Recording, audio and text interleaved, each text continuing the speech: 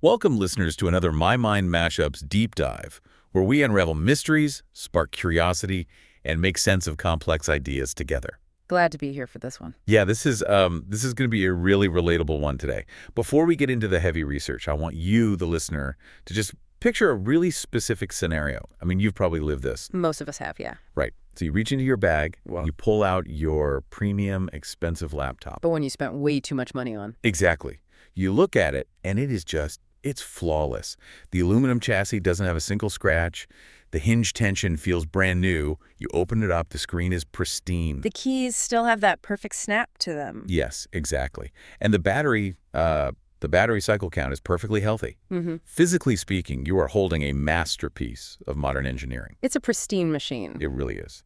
And then you wake it up, and right there on the screen, you see the pop-up notification. Oh, that pop-up. The one that tells you your operating system can no longer be updated. Your software is permanently out of date, and the manufacturer has just officially dumped your device into the legacy pile. It's just this incredibly heavy, sinking feeling. Yeah. You know, you're holding a piece of hardware that can easily perform billions of calculations per second, but a single line of code has essentially bricked its future. Yeah, it's gut-wrenching. I really want you to feel that quiet kind of financial panic that hits you in that exact moment. Because your perfectly good device, the one you paid top dollar for just a few short years ago, has suddenly been turned into an incredibly expensive paperweight. And not because you dropped it. Right, not because you spilled coffee on the keyboard, but simply because an invisible software update just reached out and pulled the plug. You are caught, once again, in the trap of the forced upgrade cycle. It's maddening. It is. And that brings us to the core mission of today's deep dive. We are looking at a massive stack of research, historical notes, and economic data that actually exposes the secret history of planned obsolescence. And tying it to what's happening right now. Exactly. We're uncovering this massive AI wall that is hitting us right now, here in 2026. Oh, and real quick, don't forget to like, share, and subscribe if you enjoy content that makes you think. Please do. Okay, let's unpack this. Because the modern crisis we are facing right now, it completely redefines how we even think about our gadgets. The whole paradigm has shifted. It has. Technology isn't degrading physically anymore. It is actively being abandoned by software. Right. And that shift from physical failure to software abandonment is really the defining hallmark of our current era. To understand the sheer scale of this, we just have to look at the data surrounding the Windows 10 graveyard. Oh man, the graveyard. Yeah, industry analysts are calling it that for a reason. By late 2025, Windows 10 hit its official end of support. And, you know, on the surface, if you just glance at the headlines, that sounds like a totally standard tech cycle. Sure, operating systems age out, that's normal. Exactly. But the underlying hardware data here reveals a staggering fallout. We are talking about an estimated 240 million perfectly functioning PCs that are basically being doomed to the e-waste bin. 240 million machines. Yeah. That is, I mean, if you consolidated all those computers into one place, you're talking about a pile of e-waste. Yeah. Roughly the size of the entire population of Brazil. It's almost hard to visualize. It really is. And the kicker is that these machines have powerful processors, beautiful displays, massive solid-state drives. They are fully capable of handling everyday computing tasks for another half-decade at least. Easily. But they are being completely ejected from the ecosystem because Microsoft drew this hard line in the sand regarding a single microscopic piece of hardware. The TPM 2.0 chip. Right, the Trusted Platform Module. That hardware-level security requirement for Windows 11 became a guillotine for perfectly viable hardware. Which really hurts the secondary market, doesn't it? Oh, absolutely. Schools, nonprofits, lower-income households, people who rely on refurbished 5-year-old laptops, they are basically being iced out. The hardware is fundamentally sound, but the software ecosystem violently rejected them just for lacking one specific cryptographic module. And as massive as that Windows 10 graveyard is, there is a brand new, even more aggressive barrier that just went up. The AI wall. The AI hardware wall. In 2026, the industry established this ruthless new standard for Copilot plus PCs. They set the baseline for modern AI workflows at 40 TOPS. Trillions of operations per second. Right. We've moved so far past the days where a decent CPU and a dedicated graphics card were enough to future-proof your rig. Microsoft and the leading silicon vendors are basically telling you that if your neural processing unit, your NPU, can't hit that 40 TOPS threshold, your machine isn't permitted to handle local AI tasks. What's fascinating here is how rapidly this creates a phenomenon of systemic obsolescence. We aren't just talking about a gradual slowing down of 5-year-old computers anymore. No, not at all. Consider the high-end premium laptops people bought just back in 2024. Consumers dropped $2,000, maybe $3,000 on top-of-the-line machines. But the processors in those 2024 laptops generally featured NPUs that maxed out at about 10 or 11 TOPS. Which falls drastically short of the new 40 TOPS baseline. So those premium 2024 laptops, they're instantly legacy devices. Instantly. They are gated completely from receiving the latest local AI operating system updates. And we also have to factor in the massive memory pressure.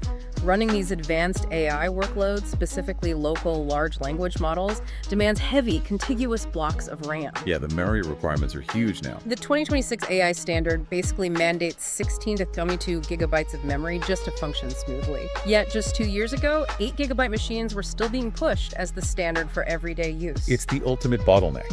An 8 gig machine from 2024 is effectively crippled in the face of modern AI demands. And I want you, the listener, to really think about your own devices right now. Open that proverbial or literal drawer in your home where you keep your old tech. Everyone has one. Right. The drawer with the old tablets, the old phones, the previous generation laptops. How many physically flawless gadgets are sitting in there right now, powered down, just because they hit this exact wall of systemic obsolescence? Not many to count. It feels like a uniquely modern frustration, right? Like an artifact of this rapid acceleration of artificial intelligence. But to truly understand the mechanics of this forced upgrade cycle, we actually have to look backward. We really do. Because the playbook we are seeing executed in 2026, it wasn't written in Silicon Valley, it was drafted over a century ago. Before we dive into that history, let me just say, if this is resonating, hit that subscribe button so you don't miss the next deep dive. Okay, here's where it gets really interesting. Because to understand this 2026 AI wall, we have to rewind all the way back to the 1920s. To the original sin. Yes, the original sin of engineered failure. That timeline takes us to a highly secretive meeting in Geneva in the year 1924. This was the formation of the Phoebus Cartel. Such a wild story. It is. It's widely documented by historians and economists as the very first global instance of intentional engineered product failure.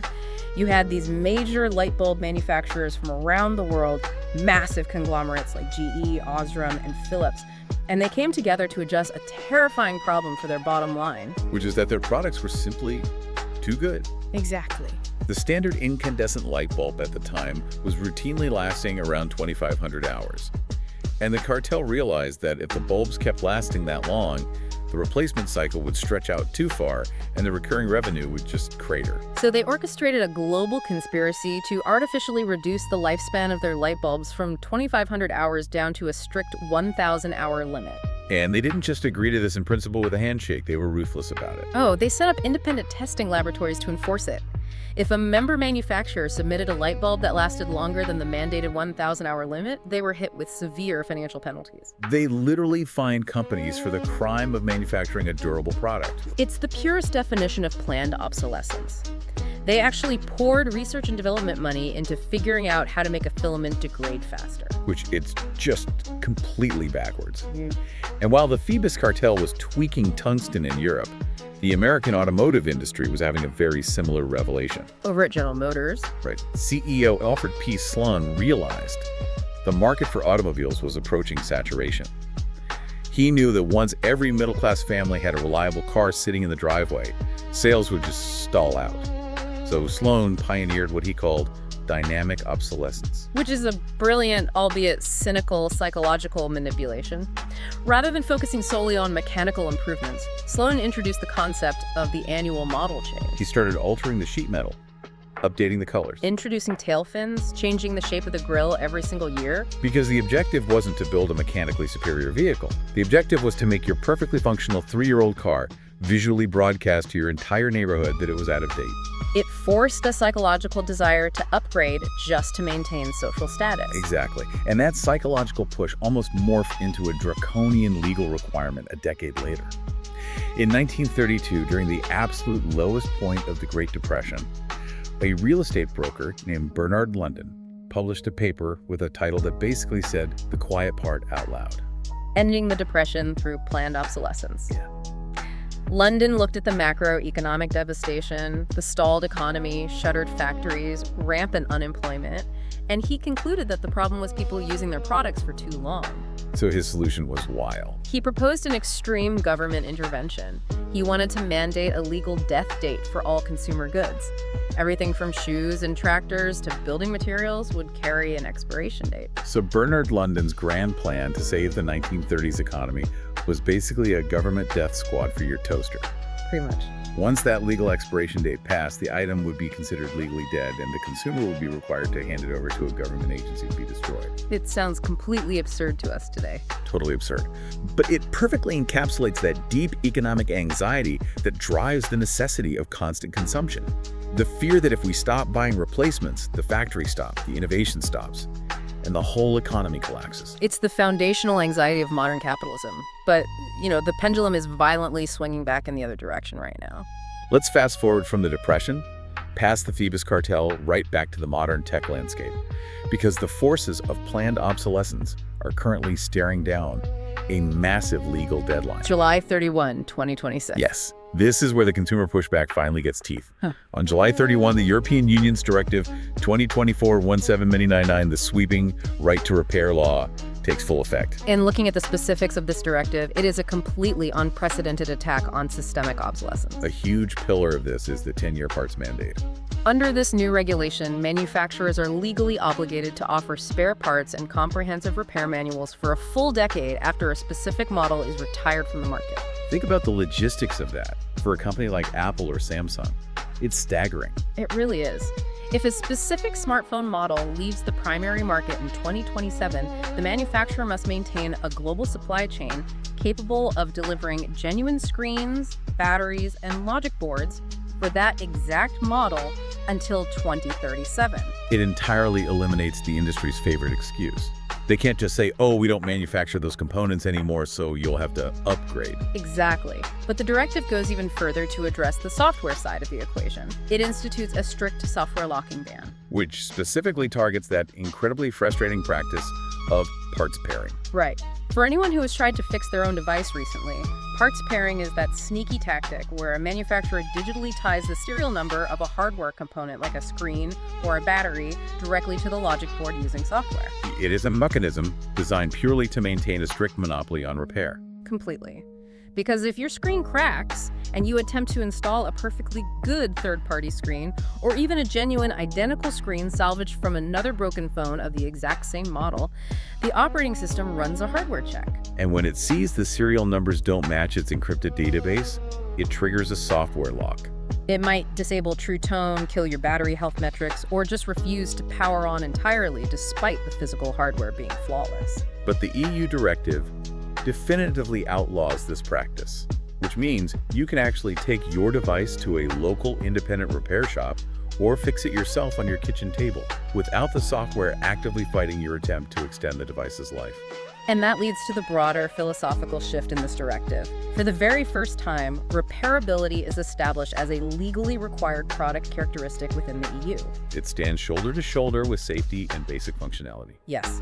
A device isn't just required to turn on and pass electrical safety standards, it is legally obligated to be fixable by the end user. It is a profound reversal from the intentional degradation engineered by the Phoebus Cartel.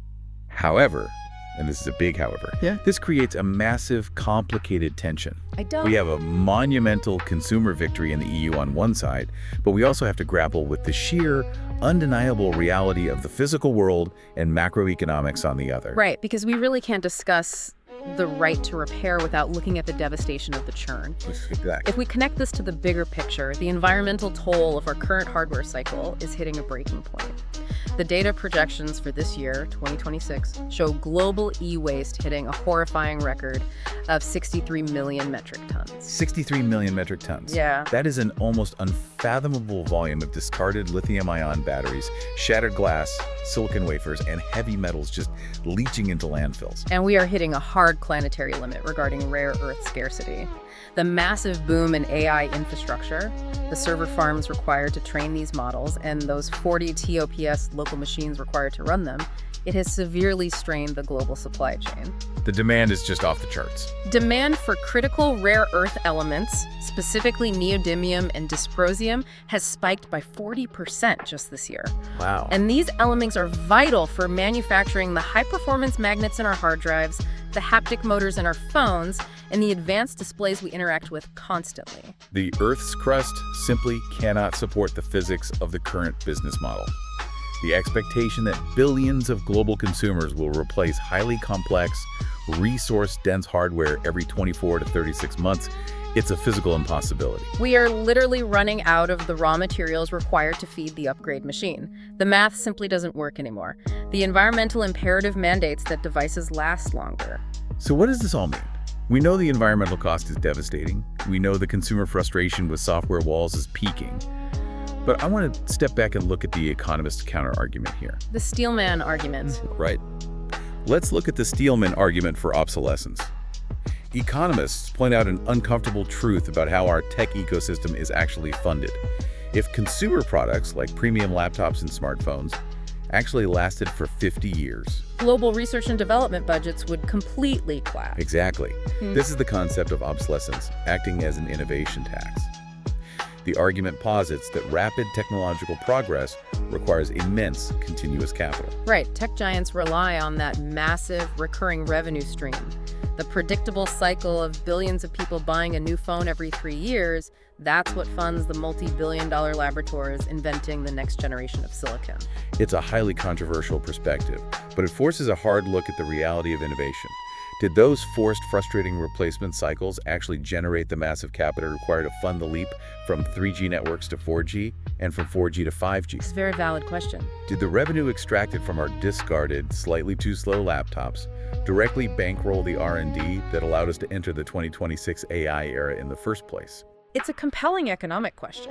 It really asks whether we can realistically sustain rapid, world-changing technological progress without the constant financial fuel provided by the rapid upgrade cycle. If companies aren't moving millions of new units every single quarter, they simply do not have the liquid capital to spend billions researching atomic-level microchip architecture. No, they don't.